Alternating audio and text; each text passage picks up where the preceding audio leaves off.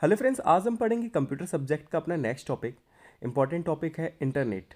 ठीक है, तो इंटरनेट क्या है, इसकी विशेषताएं, इसकी आवश्यकता, किन किन क्षेत्रों में इसका यूज़ होता है, ठीक है, क्या क्या सेवाएं ये प्रदान करता है, तो इन सभी के बारे में आज हम पढ़ेंगे। इंपॉर्टेंट टॉपिक है, अच्छे से याद रखेंगे हम कि इंटरनेट क्या है। तो इंटरनेट एक दूसरे से जुड़े कई कंप्यूटरों का जाल है। अब कंप्यूटर की जगह आप मोबाइल भी कर सकते हैं, ठीक है, क्योंकि मोबाइल में भी इंटरनेट चलाया जाता है।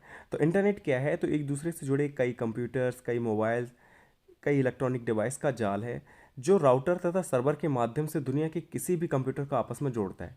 ठीक है, इसमें दो चीज़ें ज़रूरी होती हैं, एक राउटर और दूसरा सर्वर। ठीक है, अब इनकी ज़रूरत भी नहीं पड़ती, अब तो वाईफाई का चक्कर है। ठीक है, जो राउटर तथा सर्वर के माध्यम से दुनिया के किसी भी कंप्यूटर को आपस में जोड़ता है, या हम कह सकते हैं कि सूचनाओं के आदान प्रदान करने के लिए टीएसपी आईपी प्रोटोकॉल के माध्यम से दो कंप्यूटरों के बीच स्थापित संबंध को इंटरनेट कहते हैं। अगर हम दूसरी भाषा में देखें तो सूचनाओं के आदान प्रदान करने के लिए टीएसपी आईपी प्रोटोकॉल के माध्यम से दो कंप्यूटरों के बीच स्थापित संबंध को इंटरनेट कहते हैं।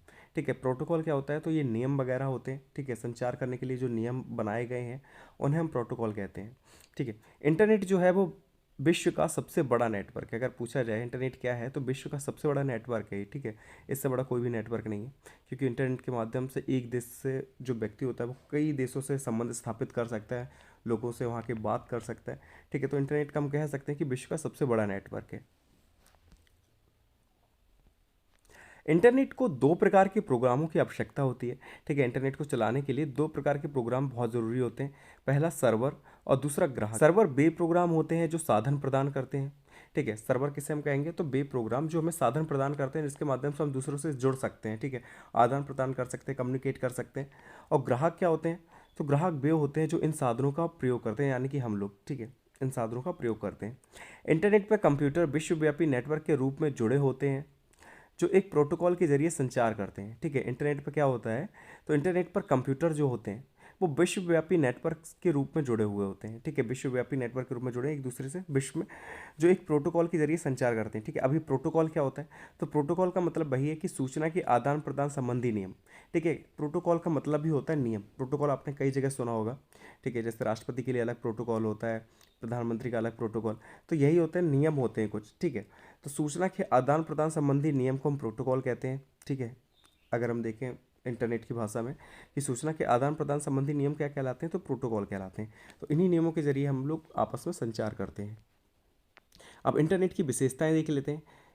पहले तो इंटरनेट की परिभाषा जो है वो आप याद कर लेना। अगर सबसे पहले इंटरनेट के बारे में पूछा जाएगा, चाहे वो विशेषताएं पूछे चाहे वो आवश्यकता पूछे, आपको पहले इंटरनेट की परिभाषा लिखनी है, उसके बाद उसकी विशेषताएं लिखनी है।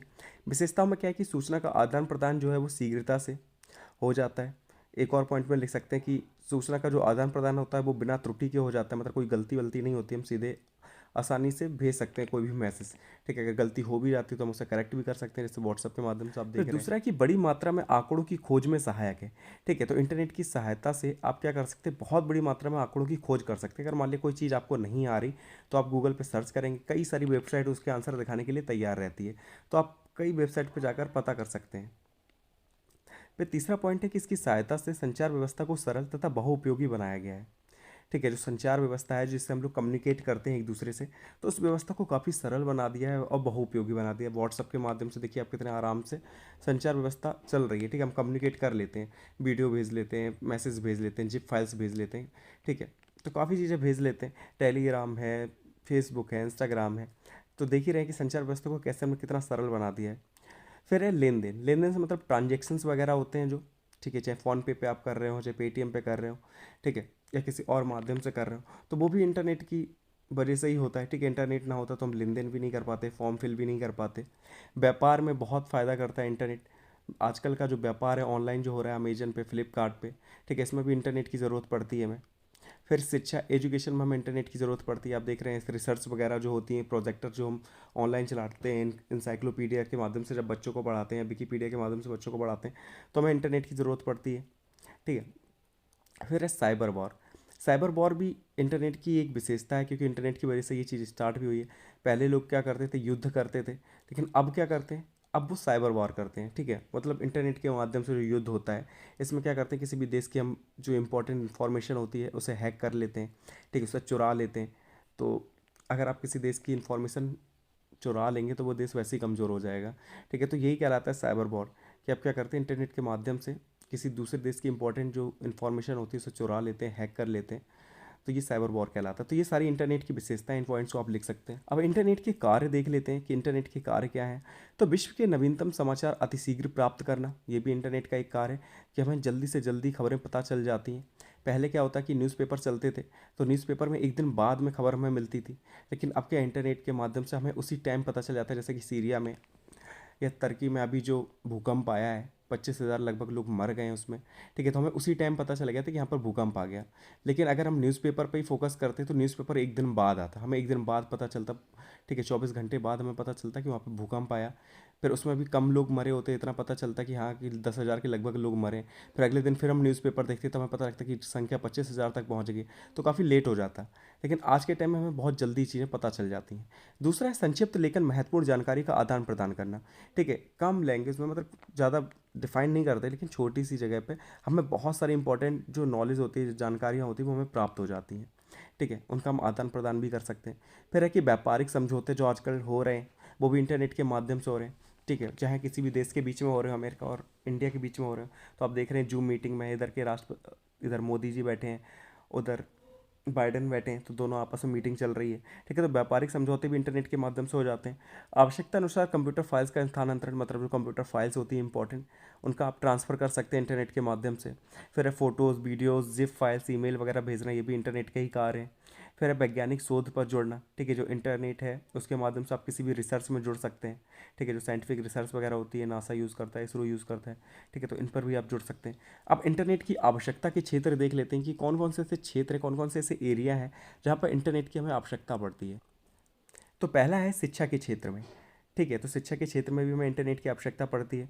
इन चीज़ों को आप खाली पॉइंट्स याद रखना, बना बना कर आप लिख सकते हैं, ठीक है। कि शिक्षा के क्षेत्र में कैसे हमें इंटरनेट की ज़रूरत पड़ती है, तो ऑनलाइन क्लासेस लेने में, ठीक है, जूम मीटिंग के माध्यम से जुड़ने में, ऑनलाइन नोट्स वगैरह लेने में। तो शिक्षा के क्षेत्र में हमें इंटरनेट की आवश्यकता है। या मान लिया कोई टॉपिक जिसके बारे में हमें जानकारी नहीं है, तो हम गूगल पर सर्च करते हैं, विकीपीडिया में सर्च करते हैं। फिर दूसरा है व्यावसायिक जगत में। अब व्यावसायिक जगत में कैसे हमें इंटरनेट की ज़रूरत है, तो हमें ये पता करना ज़रूरी होता है कि किस कंपनी के शेयर गिर रहे हैं, किस कंपनी के शेयर जो है काफ़ी तेज़ी से उड़ रहे हैं, ठीक है। तो उनके जो आंकड़े होते हैं, रिपोर्ट होती है, जो नियमावली होती है, उसकी प्राप्ति के लिए हमें इंटरनेट की ज़रूरत पड़ती है।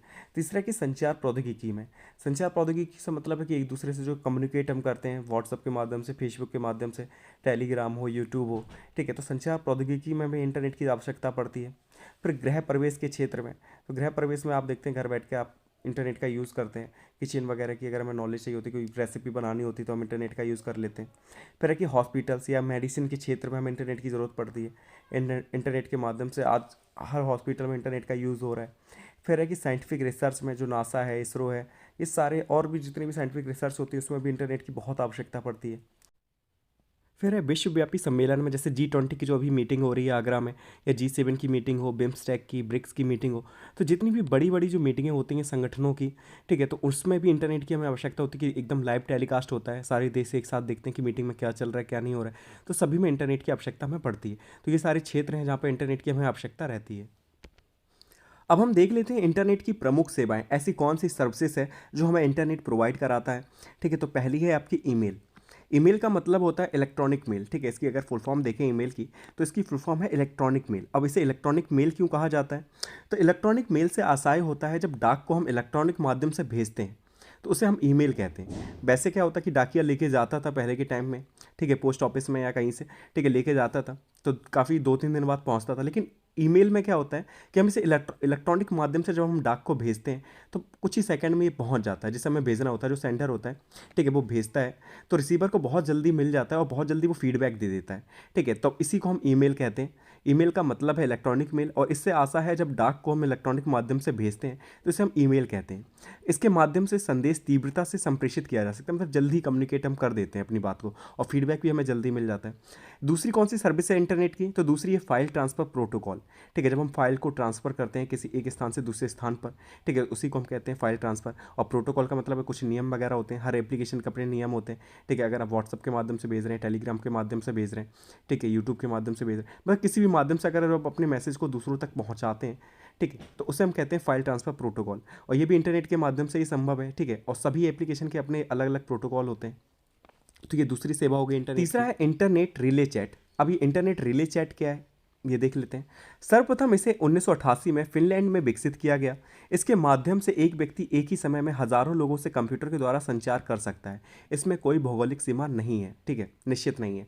तो कहने का मतलब है इंटरनेट रिले चैट सबसे पहले 1988 में फिनलैंड, जो देश है यूरोप का, यहाँ पर इसे विकसित किया गया था। इसमें क्या होता है कि इसके माध्यम से एक व्यक्ति एक ही समय में हजारों लोगों से चैट कर सकता है, कम्युनिकेट कर सकता है, ठीक है, संचार कर सकता है, ठीक है। जैसे इंडिया का व्यक्ति है, किसी भी देश के कई देशों के, ठीक है, हजारों लोगों से एक ही समय में कम्युनिकेट कर सकता है, संचार कर सकता है। तो ये कहलाता है इंटरनेट रिले चैट। फिर चौथी सेवा जो है इंटरनेट की, वो है वर्ल्ड वाइड वेब, जिसे हम लोग www के नाम से जानते हैं। कोई भी वेबसाइट आप सर्च करते हैं तो हमें शुरुआत में www डालना पड़ता है, ठीक है। तो जितनी भी फाइल्स होती हैं सभी इसी में स्टोर होती हैं, संकलन होता है ये फाइल्स का, ठीक है। विश्व की तमाम फाइलों का ये संकलन है जहाँ पर हर चीज़ स्टोर होती है, ठीक है। इसे हम होम पेज भी कहते हैं, या हिंदी में आरएम की फाइलें भी कह देते हैं, ठीक है। तो ये चौथी सेवा हो जाएगी जो इंटरनेट हमें प्रोवाइड करती है, ठीक है। अगर और सर्विसेज की बात की जाए जो हमें इंटरनेट प्रोवाइड कराता है, तो उसमें आप वीडियो कॉन्फ्रेंसिंग लिख सकते हैं, ई कॉमर्स लिख सकते हैं, बैंकिंग लिख सकते हैं। तो ये सारी सर्विसेज हैं जो इंटरनेट हमें प्रोवाइड कराता है, ठीक है। तो इन पॉइंट्स को आप याद कर लेना। अब क्वेश्चन ये आता है कि विकीपीडिया क्या है, विकीपीडिया से आप क्या समझते हैं, ठीक है। ये एक नंबर में आ चुका है, पूछा जाता है। तो विकीपीडिया के बारे में जान लेते हैं। विकीपीडिया को जिमी बेल्स और लैरी सेंगर ने बनाया था, ठीक है। अगर पूछा जाए तो विकीपीडिया किसने बनाया, कई बार एक नंबर में पूछ लेता है, जीके का क्वेश्चन है। तो विकीपीडिया को किसने बनाया था, तो जिमी बेल्स और लैरी सेंगर ने इसे बनाया था। कब बनाया, तो 15 जनवरी 2001 को इसे लॉन्च किया गया था, ठीक है। विकीपीडिया को कब लॉन्च किया गया, तो 15 जनवरी 2001 को लॉन्च किया गया। यह एक मुफ्त ज्ञान कोश है जो दुनिया भर के उन लाखों योगदानकर्ताओं द्वारा लिखा जाता है जो ज्ञान को बांटने एवं उसका प्रसार करने में विश्वास रखते हैं, ठीक है। अगर देखा जाए तो ये क्या है, तो ये मुफ्त ज्ञान कोश है, ठीक है। अगर मुफ्त में आपको ज्ञान मिल रहा है, आपको कोई भी चीज़ की जानकारी चाहिए तो आप विकीपीडिया के माध्यम से ले सकते हैं, इसका कोई चार्ज नहीं लगता, ठीक है। तो मुफ्त ज्ञान कोश है।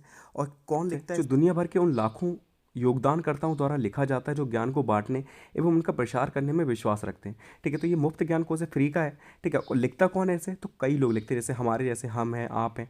तो आप भी अगर अपना इसमें अकाउंट बना सकते हैं विकीपीडिया में, और आप भी जानकारी इसमें लिख सकते हैं, ठीक है। बस कुछ सर्टिफिकेट वगैरह होते हैं जो मिलते हैं, सभी लोग इसमें नहीं लिख सकते, कुछ ही लोगों का अकाउंट बनता है इसमें, ठीक है, वो इसमें लिख सकते हैं। इस वेबसाइट की तकनीकी सुविधाओं द्वारा शिक्षा जगत से संबंधित समस्त समस्याओं को दूर करने की चेष्टा की जाती है, ठीक है। तो इससे हम क्या चेष्टा करते हैं कि शिक्षा जगत की जितनी भी समस्याएं हैं उन्हें हम दूर कर सकें। यह 262 भाषाओं में मौजूद, 262 लैंग्वेज हैं जिसमें ये मौजूद है, ठीक है। आप इसमें कन्वर्ट कर सकते हैं। यह भारत की 7वीं सबसे मशहूर वेबसाइट है, ठीक है। अगर देखा जाए फेसबुक है, व्हाट्सअप है, यूट्यूब है, तो अगर ऐसे वेबसाइट देखें तो 7वें नंबर की ये वेबसाइट है जो सबसे मशहूर है, ठीक है, भारत में। विकीपीडिया सब दो शब्दों से मिलकर बना है, विकी तथा इंसाइक्लोपीडिया। पहले आपने सुना होगा कि विकीपीडिया जब नहीं था तो इंसाइक्लोपीडिया चलता था, ठीक है। स्कूल्स वगैरह में काफ़ी चलाया जाता था, काफ़ी जानकारियाँ इसमें भी मिलती थी। इसमें पृष्ठों को जोड़ने के लिए वेब ब्राउज़र का प्रयोग किया जाता है। ज्ञान के प्रबंध के क्षेत्र में भी विकीपीडिया का महत्वपूर्ण योगदान है, ठीक है। तो आप ये सारी चीज़ें लिख सकते हैं।